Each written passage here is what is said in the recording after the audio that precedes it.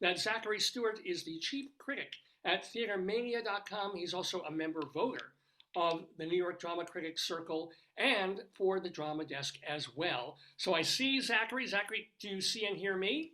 I do. Good morning, Dave. Good morning to you, Zach, and so great to have you in the neighborhood. So we'll talk about like your favorite show or two of the season, but before let's get immediately to your category, which is original score.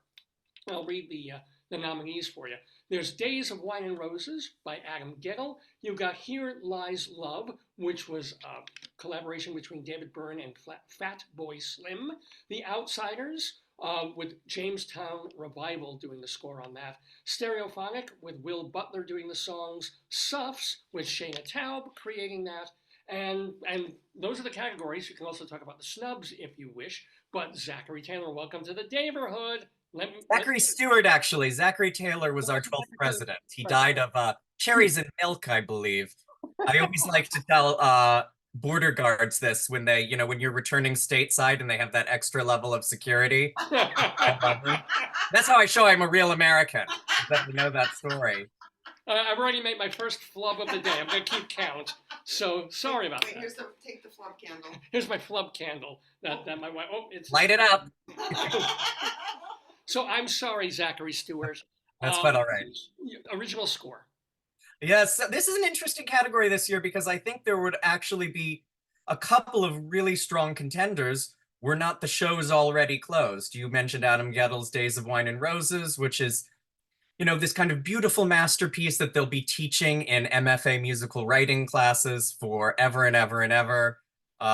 Gorgeous, that closed this winter. I always feel like there's this bias against closed shows because what are these awards really for, right? They're not actually about awarding the best merit, right? What is really the best there? It's about juicing ticket sales. And if you can't, if there's not a way of doing it, I think a lot of the voters, again, half of which are appointed by the Broadway League, this is the Association of Producers and Landlords, I don't think they're quite so interested in voting for that.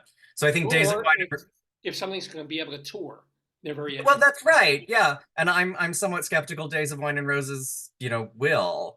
And as wonderful as the score was, Here Lies Love, I think, is a bit more commercial. That was a real heartbreak of this season. A huge amount of money was poured into retrofitting the Broadway theater and turning it into a nightclub.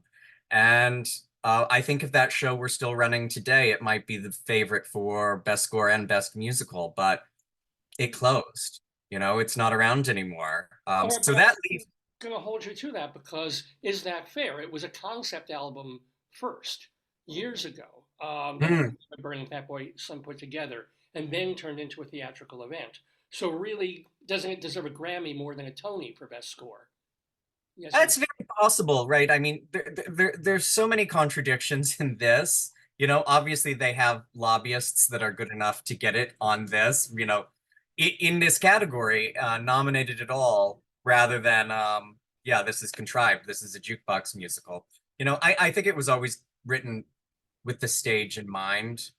So, I suppose you could also discount Phantom of the Opera or most of what Andrew Lloyd Webber has written because they often start as concept albums as well. Jesus Christ Superstar. I would discount them for other reasons, but they've been a part of this conversation for years. So, originally speaking, when it comes to original musicals that are still running in this category, it's The Outsiders and it's Suffs. So I think what's really interesting about this category is the presence of a play, which is Will Butler's Music for Stereophonic. This play, I don't know if you've spoken to your viewers about it yet or not, but it's about... No, please, we just started the show, so please, yeah. Yeah, it's this 3-hour play. It is a thinly veiled dramatization of the recording of Rumors, the Fleetwood Mac album, but it's not that, it's a different band and they have all new music. And that's been, so it's not a musical, it's a play, but it's very musical. It's using music in the storytelling. And so its presence in this category, I think, might represent history, depending on how it turns out, because no play has ever triumphed over a musical in this category. Plays have won this category. The weird pandemic year of 2020, Christopher Nightingale's score for A Christmas Carol won, but the entire category was just incidental music for plays that year because a lot of the big musicals just hadn't opened. Or they were jukebox musicals like Moulin Rouge, and so they weren't eligible for this category. So this may actually be the first year that a play triumphs over a musical in this category, and I think that would get a lot of people clucking about the health and the state of the musical art form on Broadway. Well, no, because I've listened to the cast album of Stereophonic, and it feels like I mean, it's not like 3 or 4 songs are in there. That's a full album's worth of musical. You might as well call it a musical or a play with music. But how do you feel about that? I mean, are you a Stereophonics fan, or do you prefer Outsiders, or where are your feelings leaning? I thought that I voted for Stereophonic. I thought the play was great. I think it uses music in a really interesting way, and I think that Broadway should be welcoming to that. I mean, when these awards started in 1947, this category wasn't actually, Best Musical wasn't actually a category in the first couple of years. It only came in the very late 40s in 1949. And so this gives you a sense of just how young the concept of the book musical really is. It's less than a century old. It's not like opera. It's still a relatively new form. And we associate it with Broadway, right? We consider it to be like the American art form.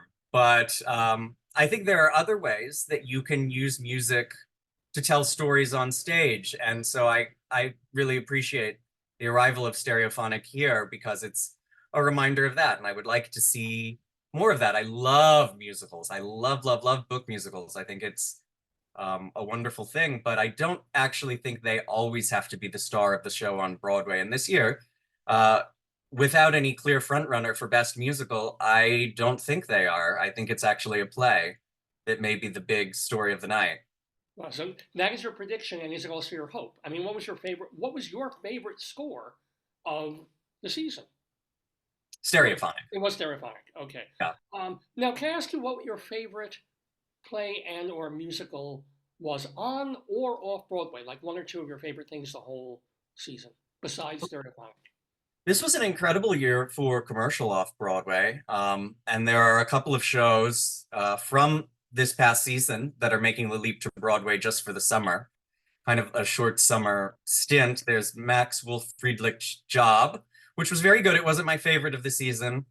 I think the funniest play of the season was Cola Scola's Oh Mary, which is also moving to Broadway. It's going into the Lyceum. This is a gleefully inaccurate story of Mary Todd Lincoln, washed up cabaret chanteuse, languishing away in the White House under her closeted husband. Very funny, kind of a throwback to Charles Ludlam's Ridiculous Theater, if any of your listeners remember him. Or And Edward Quinton and when and Charles Bush too a little bit of that. that's right. Yeah, this is kind of the next generation in that niche of theater. Very funny. Uh, I do think there is something to be said about commercial off Broadway and the limits of venues because there are some shows that I think perhaps should live off Broadway, that Broadway isn't really for them. I'm thinking Little Shop of Horrors is the classic example. Had a Broadway run, did okay, but it really thrives off Broadway. It's now entering its 5th year in its off Broadway revival. There was a musical that started at Playwrights Horizons called Teeth by Anna K. Jacobs and Anna K. Jacobs and Michael R. Jackson. Yeah. Michael R. Jackson, yes. And it was about a carnivorous vagina. And this was very funny, very in kind of the realm of Little Shop of Horrors. And that will be having an extended off-Broadway run, a commercial run. So yeah, those were all excellent. And then I have to, of course, mention Dead Outlaw, which was the very best musical of the year. It was about a corpse that was sent on a sideshow across the country for decades and decades and decades before anyone discovered this was an actual human body. Very dark, from the writers of The Band's Visit, an excellent score. And from what I understand, that's circling several Broadway houses right now and may have actually landed on one that's unannounced. Is that a show that you feel could or should move to Broadway, or would it be better off staying a year or two in a larger off-Broadway house? I think it doesn't exactly matter if it's Broadway or off Broadway as long as the venue is sufficiently intimate and they can kind of bring this, because when you saw the show down at the Minetta Lane, it felt like you were in a dive bar and this story was just kind of like materializing.